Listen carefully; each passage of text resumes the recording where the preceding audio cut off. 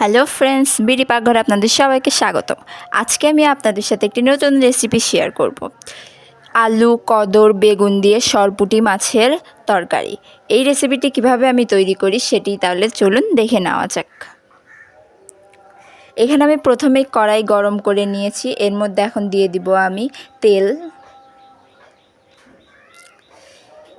তেলটা দেওয়া হয়ে গেলে এবার আমি লবণ হলুদ দিয়ে মেখে রাখা মাছগুলোকে এর মধ্যে দিয়ে দিচ্ছি। মাছগুলোকে এখন আমি লাল লাল করে ভেজে নিব।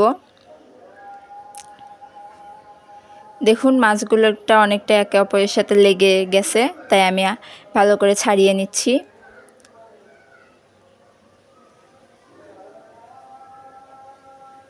দেখুন একে একে আমি এগুলোকে একটু নাড়াচাড়া করে দিচ্ছি, যেহেতু দুই পিসটাই আমি লাল লাল করে একটু ভেজে নিব।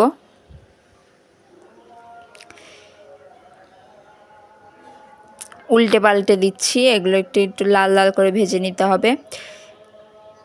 আর যখন এরকম লাল লাল ভেজে নেওয়া হয়ে যাবে সেই পর্যায়ে আমি এটাকে তুলে নিব। দেখুন মাছগুলোকে আমি তুলে নিচ্ছি একটি প্লেটে। এভাবে আমি সবগুলো মাছকেই ভেজে তুলে নিচ্ছি।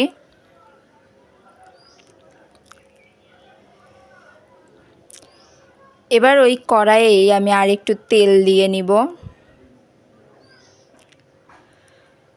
তেল দিয়ে দেখুন কদর, তারপরে এখানে বেগুন, আলু কেটে রেখেছি, এগুলোকে এখন আমি এর মধ্যে ছেড়ে দিব।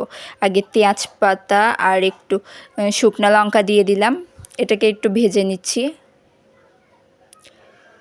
ভেজে নেওয়া হয়ে গেলে এর মধ্যে এখন আমি ওই সবজিগুলোকে ছেড়ে দিব। একটু জিরা দিয়ে দিচ্ছি। জিরা দিয়ে এটাকে একটু ভেজে নিচ্ছি।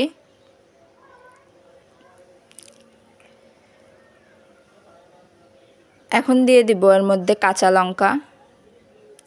কাঁচা লঙ্কাগুলোকেও আমি একটু সময় নিয়ে ভেজে নিব।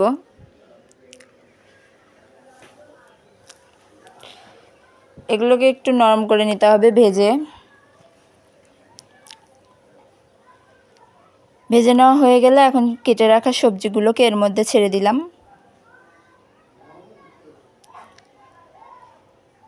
সবগুলো সবজি দেওয়া হয়ে যাওয়ার পর এর মধ্যে এখন আমি দিয়ে দিব পরিমাণ মতো লবণ। এখানে আমি 1.5 চামচের মতো লবণ দিয়ে দিচ্ছি। এবার দিব পরিমাণ মতো হলুদ। লবণ হলুদটা আমি আমার পরিমাণ মতো দিয়ে দিচ্ছি, আপনারা কম বেশি করে নেবেন। এবার আমি ভালো করে এটাকে ভাজবো। এটাকে কিন্তু আমার অনেকক্ষণ সময় নিয়ে ভালো করে ভেজে নিতে হবে। তার আগে আমি এটাকে একটু ঢাকনা দিয়ে দিব।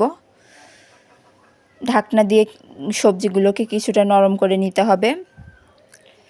4 থেকে 5 মিনিট পর ঢাকনাটা তুলে দেখুন সবজিগুলো অনেকটাই নরম হয়ে এসেছে। এবার এগুলোকে আমি খুব ভালো করে কষে নিব।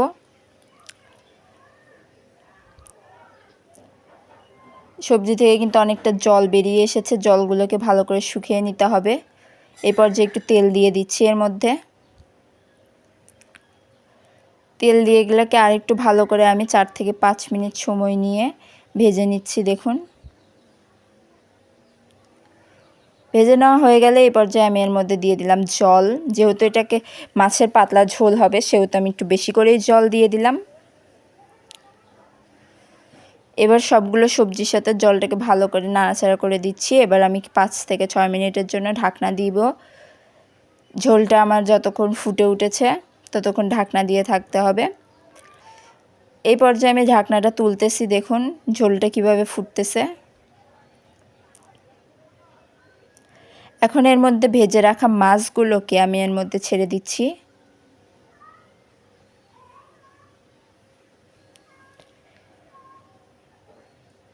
এবার আমি মাছগুলোকে ঝোলগুলোর সাথে ভালো করে দেখুন নাড়াচাড়া করে দিচ্ছি। আরও 3 থেকে 4 মিনিট এখন আমি এটাকে ফুটিয়ে নিব ভালো করে। ফুটিয়ে এরকম পাতলা ঝোলই আমি এখন নামিয়ে নিচ্ছি। দেখুন ঝোলটা আমার কতটা ইয়াম্মি লাগতেছে দেখতে। এরকম যদি মাছের পাতলা ঝোল আর গরম ভাত হয়, দুপুরে 1 থালা ভাত আপনারা এমনিই খেয়ে ফেলতে পারবেন।